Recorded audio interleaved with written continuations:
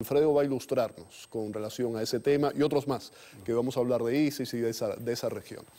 ¿Los milicianos en general tienen prebendas de algún tipo? Es un sistema muy bien organizado. En realidad, aunque no cueste reconocerlo, el Estado Islámico en Irak y Levante se comporta como un Estado. Es un Estado obviamente no reconocido por nadie en la comunidad internacional, pero sí tiene su departamento del Tesoro, su departamento de Defensa, su departamento de Justicia, su departamento de Bienestar Social. Es un gobierno organizado. Lo es, ¿verdad? Porque quienes lo conforman son gente con experiencia en gobierno, ya sea en Irak mayormente o en Siria. Y en ese sentido, existe en este caos de la guerra algún tipo de orden. Eso les ayuda, obviamente, a ganar simpatizantes en el terreno, porque dentro de todo hay una otra difícil realidad, y es que ellos gobiernan a cerca de 4 millones de personas en el área que están controlando.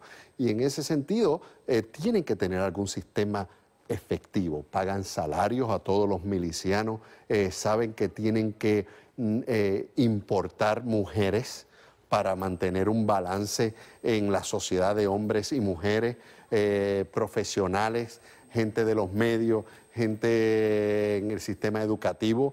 En ese sentido, tienen todo un montaje hecho que les da algo de estabilidad. Hoy precisamente ha habido arrestos en Canadá, 10 personas que se prestaban a unirse a las filas de ISIS. Y lo que nos cuesta pensar es ¿qué les incentiva a gente que vive en Occidente, en Estados Unidos, en Canadá, en Europa, donde... Esto no es solamente un tema ideológico, sino económico. Exactamente. No necesariamente lo más que les incentiva es ir a hacer dinero, porque hay un componente muy fuerte ideológico que es el que ellos usan más para capturar, ¿verdad? Más que el dinero que puedan pagar.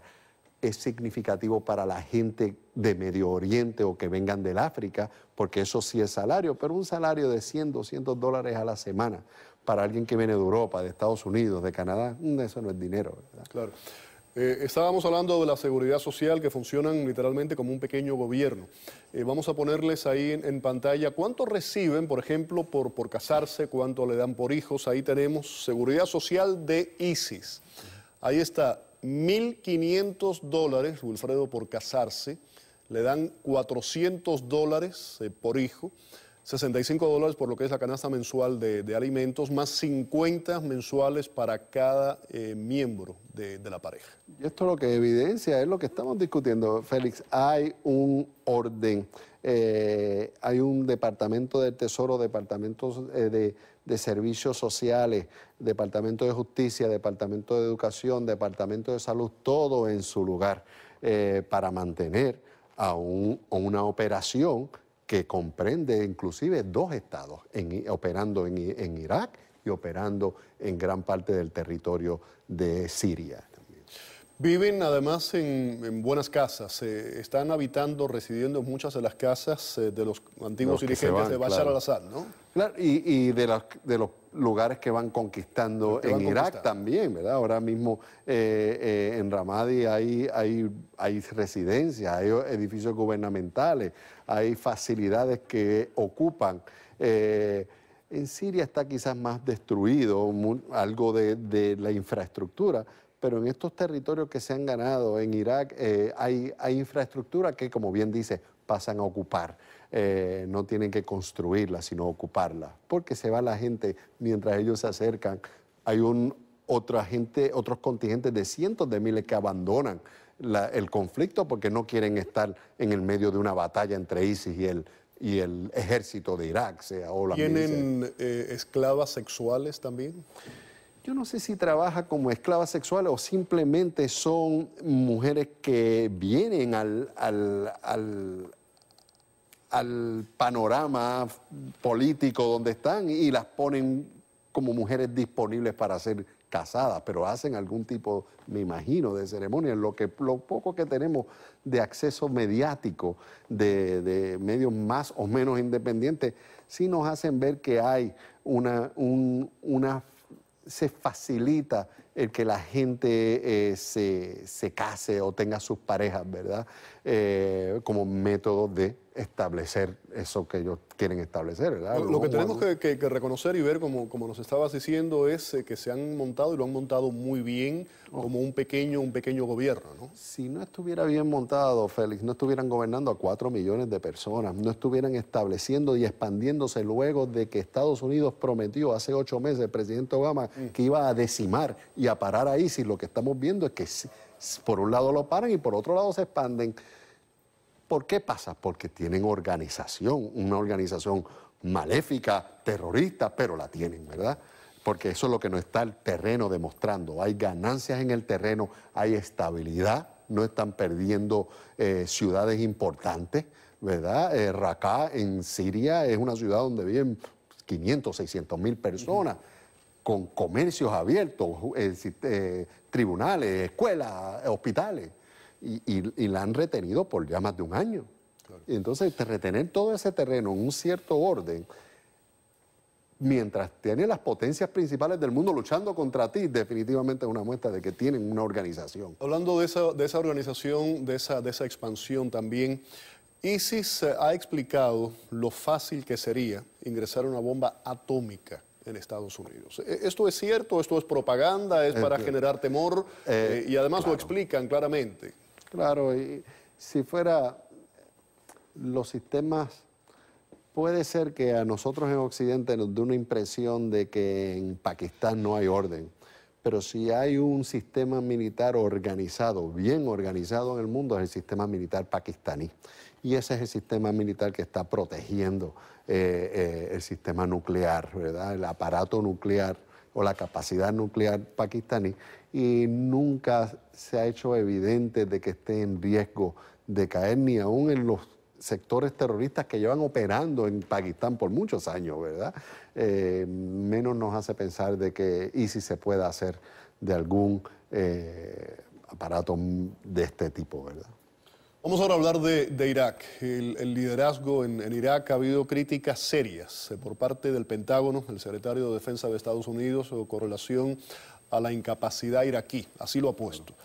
¿Hay falta de voluntad, es incapacidad? ¿Cómo entendemos esto?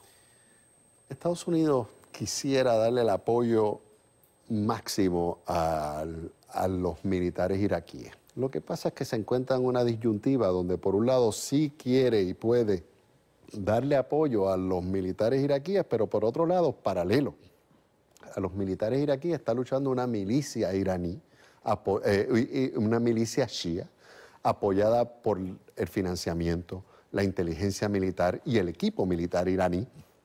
Y esto coloca a Estados Unidos en la gran disyuntiva donde tenemos un enemigo en común, queremos destruir a ISIL, pero por otro lado, para eso me tengo que apoyar y armar a mi enemigo Irán, ¿verdad? En el sentido de que hay una milicia abiertamente reconocida, que es, dicho sea de paso, en muchos centros de batalla se ha mostrado mucho más capacitada que aún el ejército iraquí en enfrentar a ISIS.